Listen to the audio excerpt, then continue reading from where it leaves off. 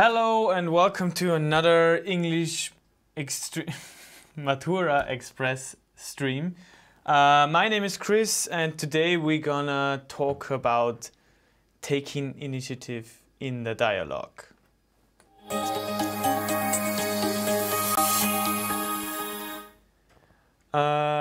As I've already told you in the introduction, today's topic is all about taking initiative in the dialogue and how to deal with difficulties.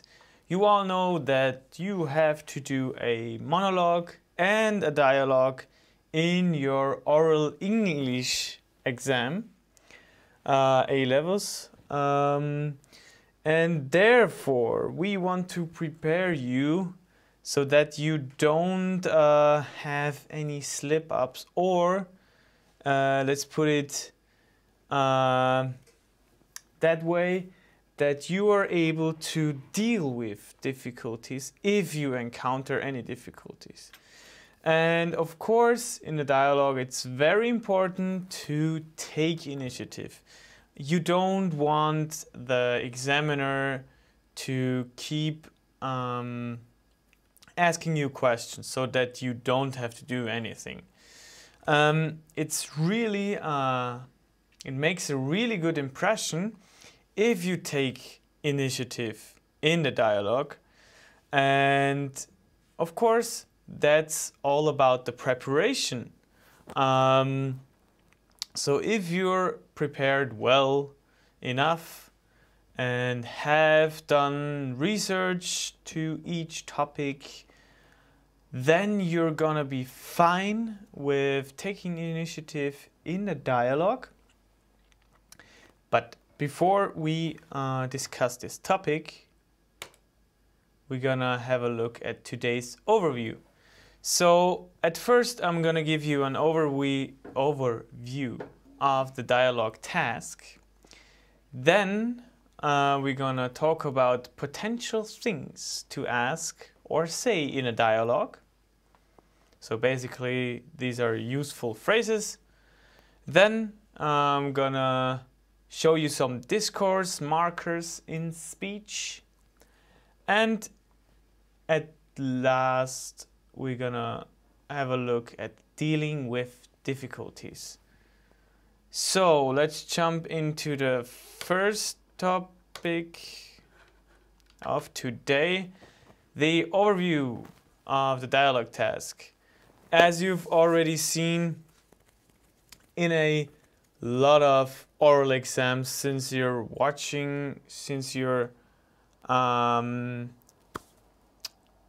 always tuning in for our streams, we have done a lot of oral exams by now. So, and you might know how the dialogue looks like.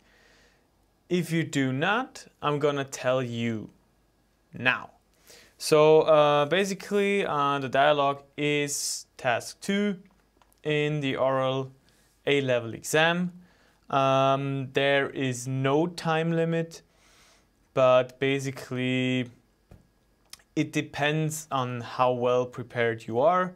And in the end, it all, of course, depends on the examiner. If he or she thinks you have told them enough, they're gonna go further to the follow-up discussion. Yeah, but basically the dialogue always looks the same. Remember the dialogue, you're also, with the dialogue, you're also allowed to use information from the articles you've been given during the preparation time. So be sure to carefully read through these articles and note down the most important things. If you want to know about how to best improve your reading skills, or how to make notes or proper notes, then you should check out the other streams about note-taking skills and reading skills. Very interesting and very helpful for you, as it makes it more easier for you to prepare. So with prepare, I mean it makes it more easier that you can work more efficiently during your preparation time.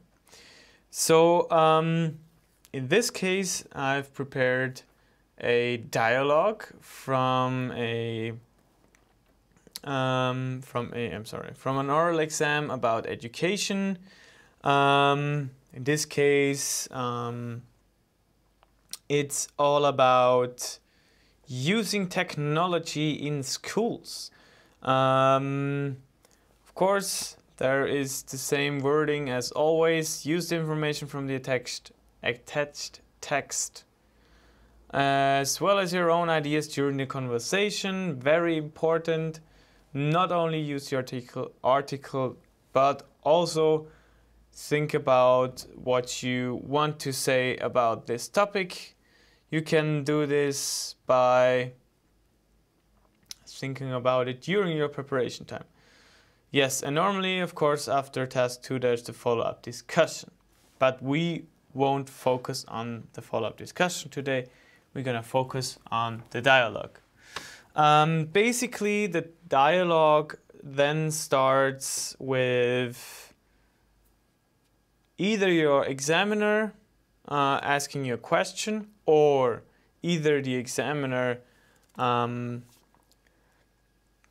starts to maybe just speak about a topic, and then you gonna join the discussion. And very important, if, for example, the examiner has a certain stance of a topic or of a topic, then if you disagree, you will have to state your opinion. And that's all about taking initiative. So be sure to support your ideas that you have of the topic, or the your view on the topic, or maybe your knowledge. Maybe you have better knowledge than the examiner. But you have to prove it that you have the certain knowledge, and therefore you have to take initiative during the exam. So another thing you can do is questions for the audience, or asking questions. If you want to ask for agreement, you can just ask your examiner, do you agree? Since the examiner is the audience. So, do you agree with me? Or do you disagree with me? Of course, that's what would be the opposite. If you want to add something, so for example, you have an idea on a topic, or maybe you forgot to say something you wanted to say about the topic, you can just say, may I add at this point a new idea, a different opinion, or an idea I forgot about and I want to add it to my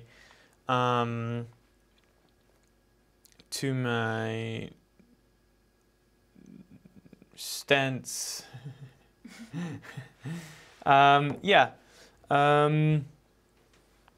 Another thing is the shifting. So the shifting is maybe, not maybe, the shifting is about if you have something completely different in your mind, of course, concerning the topic, and you want to introduce something new or want to shed some light on a different aspect of the topic, you can do that by using phrases such as, I would like to move to another point, or shall we have a look at something?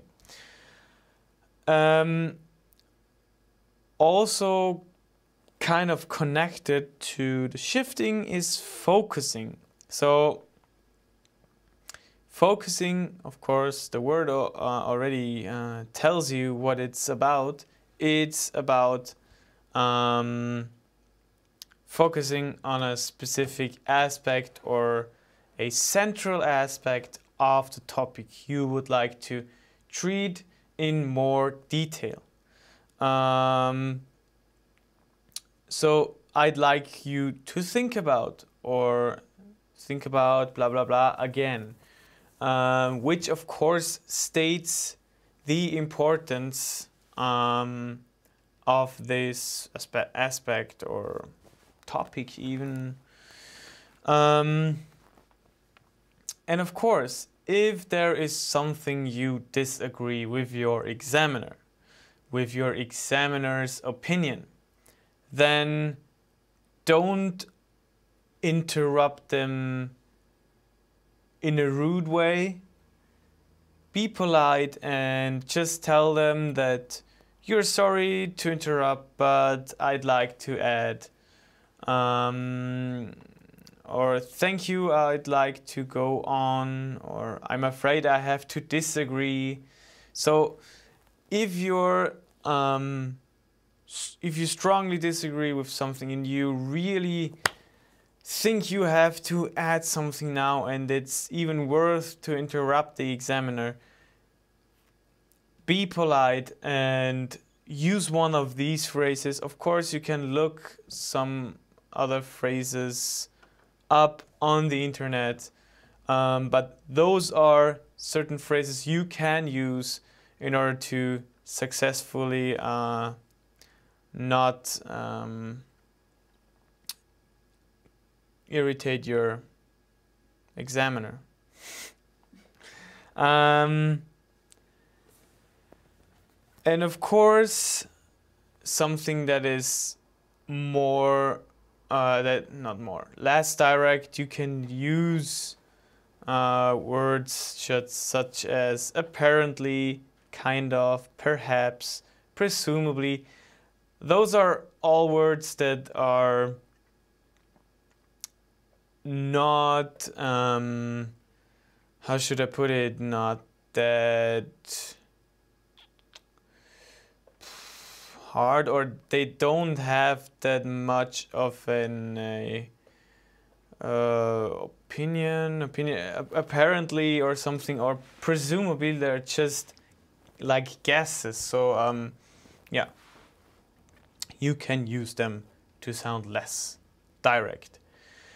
So after we've done now the potential things to say or ask in a dialogue, we're gonna move on to discourse markers in speech. Basically, those are words or phrases to connect and organize. Very important. They really help you to make a interesting dialogue and help you structure a dialogue even a little bit, and it gets more cohesive even. It's more, you can better follow the dialogue, of course, as an listener or viewer. And of course, the listener and viewer is the examiner. So you want to make sure that you use certain types, certain words or phrases that help you to make it a more cohesive speech or cohesive talk, let's put it that way.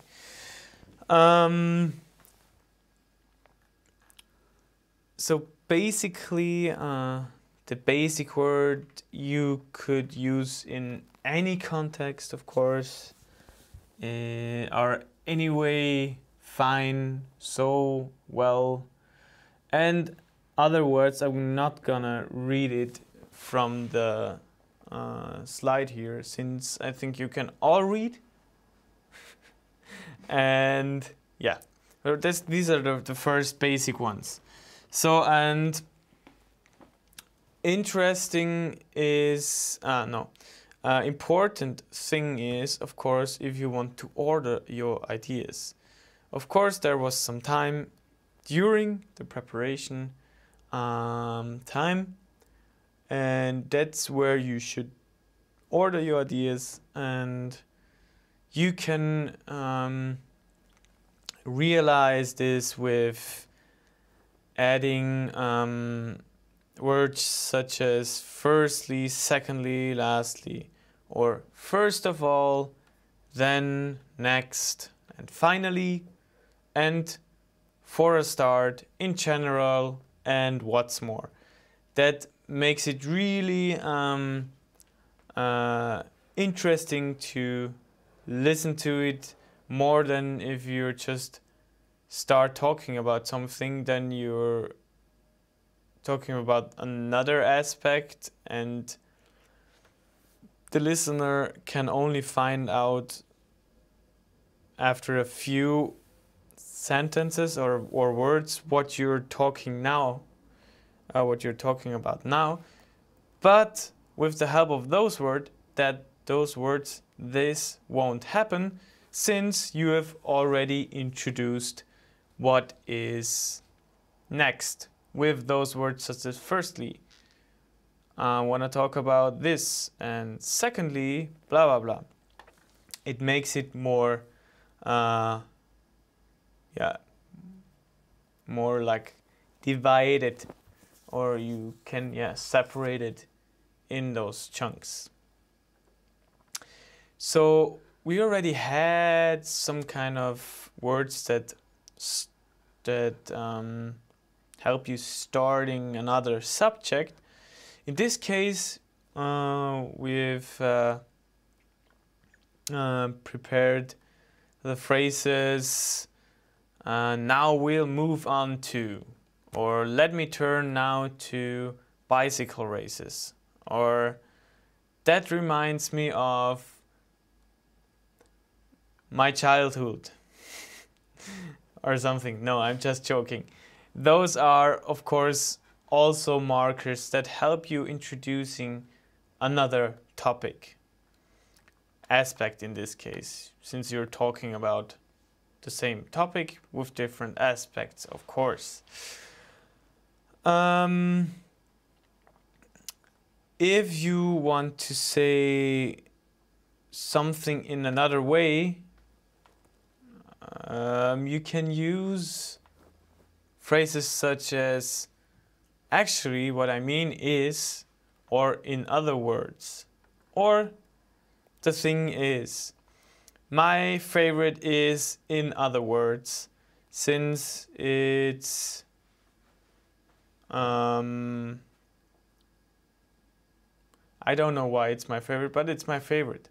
And it really helps you, even if you're kind of have the impression that the sentence you just constructed before doesn't make that much sense, so you can just turn it this way to explain, in other words, to explain it more simply. Then more simple, not simply, I'm sorry. Responding is also very important, since you're having a dialogue and not a monologue. Responding, of course, to a question is very important, and you can realize this with the following phrases or words: absolutely, certainly, definitely, I see, that's great, sure, exactly, no way, which is very informal and you shouldn't use it, but we listed it anyway. Oh really? Or nevertheless, yes and but. Of course, responding is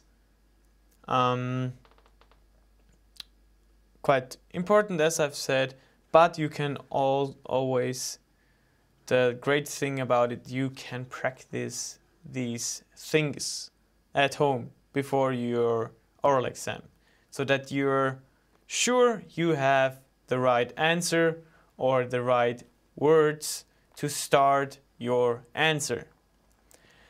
And then if you want to finish off with an aspect or subject, you can just simply say, that's all I have to say about this topic. Or to sum up, I want to mention again, or to sum up, those were the important aspects. To sum up, the most important aspects were blah blah blah blah. Or in conclusion, or well, I have told you about. All things that summarize the topic. Okay, so after having dealt with those discourse markers, I'm gonna talk about dealing with difficulties. Sometimes in the oral exam you might encounter different situations since it's an oral exam and it's probably your last exam or a very important one. You are nervous, and of course there might be some slip-ups, but that's not a big problem. It can turn into a big problem if you're completely stuck and have a blackout. But yeah, but we have certain phrases that will help you to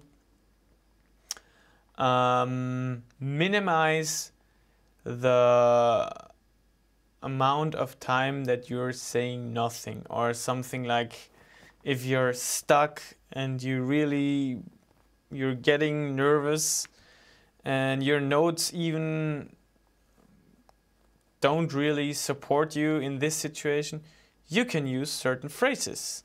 And since we want you to pass the exam and have a fluent discussion or dialogue in this case, we listed certain phrases and words that might help you to do so. So if you have lost your words,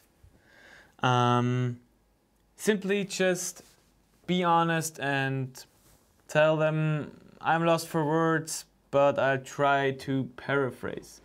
Sometimes you don't really know a word or something. Try to paraphrase it. So that's the best thing you can do, and it will make a good impression on the examiner if you constantly try to paraphrase something.